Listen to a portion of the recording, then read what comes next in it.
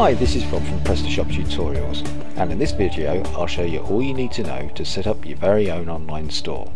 We'll be looking at where you can download Prestashop, we'll be talking about hosting providers, we'll also look at what we need to do to configure our hosting account, how we can transfer files to our hosting account, and then finally how we can install Prestashop. Our aim will be to create an online store that sells pre-configured websites. So the products we sell will be downloadable, but we'll also be able to ship out some products such as printed manuals and instructional DVDs.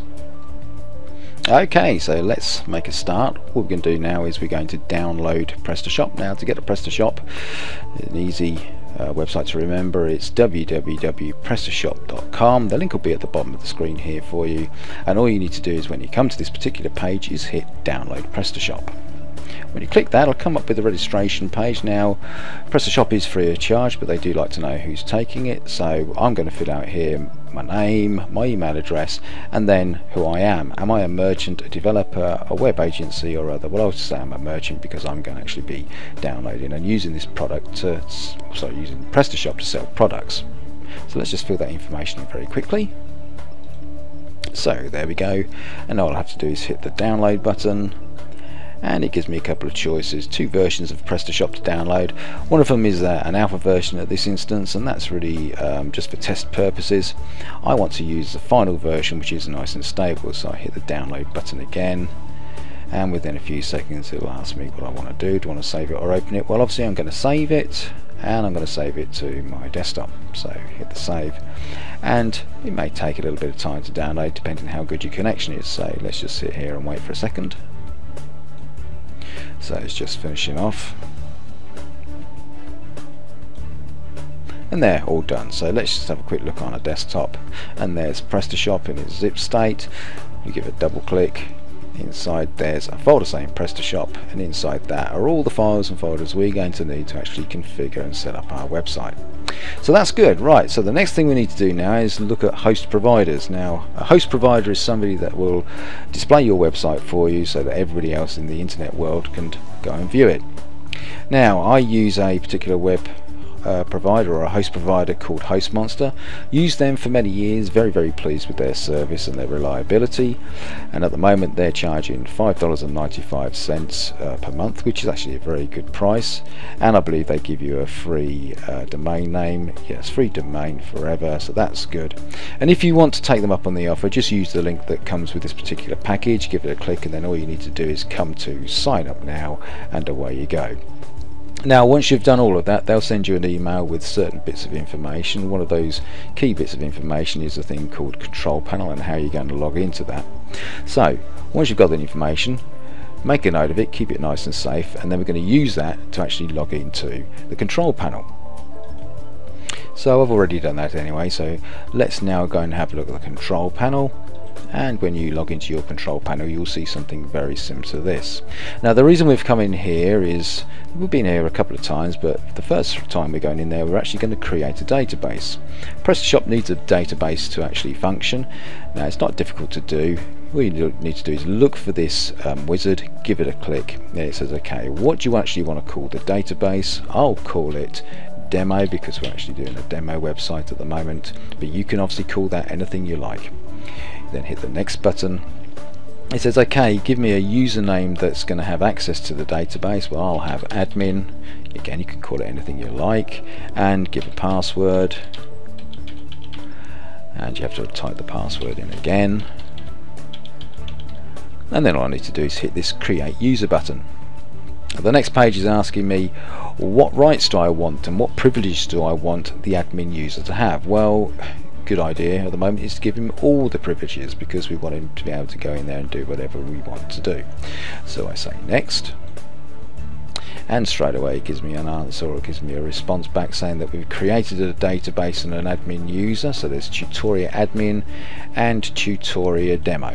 Obviously, depending on whatever you call your website and how your host account is configured, depends on how this is going to come out, but just need to make a note of these two particular areas, and we're going to use those in a little while, because the next thing we need to do is actually upload Prestashop onto our host account.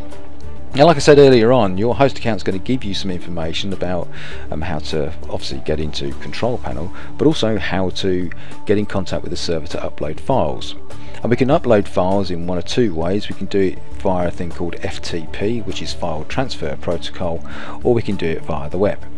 Now, I'll show you the web side things a little later, but for the moment I'm actually going to use an FTP client, and that's called FileZilla. Now let me just go and get that for you. So this is FileZilla. Let me just minimize that screen for the moment. And now at the bottom of the screen you should be seeing the link to FileZilla. But here we are. So FileZilla is very much like a file manager. Over this side though I've got my computer, so locally, and over this side is where the server is, or where my host account is. And all I need to do now is get in contact with the server. So using the information that the host provider has given me, I just need to log in. So I'm going to log in now. So we've logged into our demo site, and we can see here a folder and a couple of files.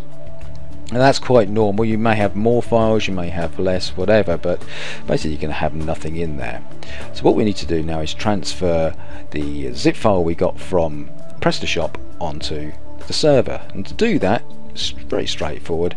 If I come into my desktop, or come to my desktop, just drag that over to one side for a minute. All I'm going to do is I'm going to drag this zip file and drop it into this area here, and that will place it onto the server for me. I won't actually see a progression bar down here as the file is uploaded. So let's click it and let's drag it and drop it, and here we go. It shows here that it's been uploaded. Now obviously depending on what your connection's like and how good your host provider is will determine how fast this actually gets transferred up. So mine's saying it's going to take 3 maybe 4 minutes, depending. I've got a bit of a fluctuating connection at the moment. That doesn't matter. All I'll do for the second is I'll just pause the video so that we're not sitting here waiting for too long.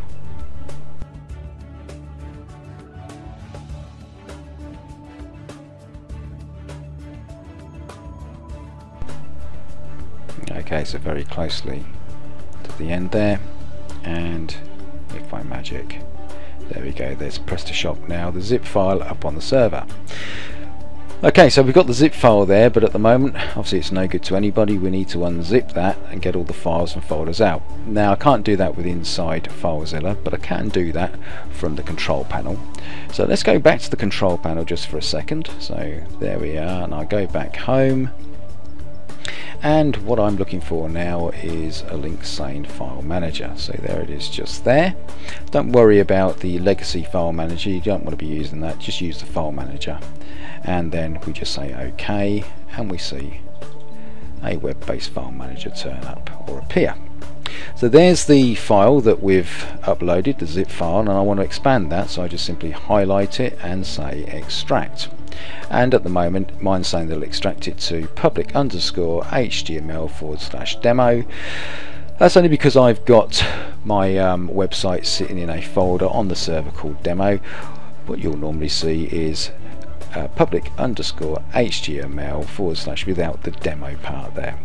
But for me, I need it there, so let's just say extract, and all those files will now be extracted out of the zip file and be placed into the folder or the directory that I want. So that's good, but you see that it's actually put it into a folder called Prestashop. Now I don't want it in a folder called Prestashop. I need it out in theory on the root of my website, so as soon as somebody comes to my website they see Prestashop straight away and don't have to navigate, or we don't have to navigate them into a folder for them to start seeing our shop and obviously buying our products.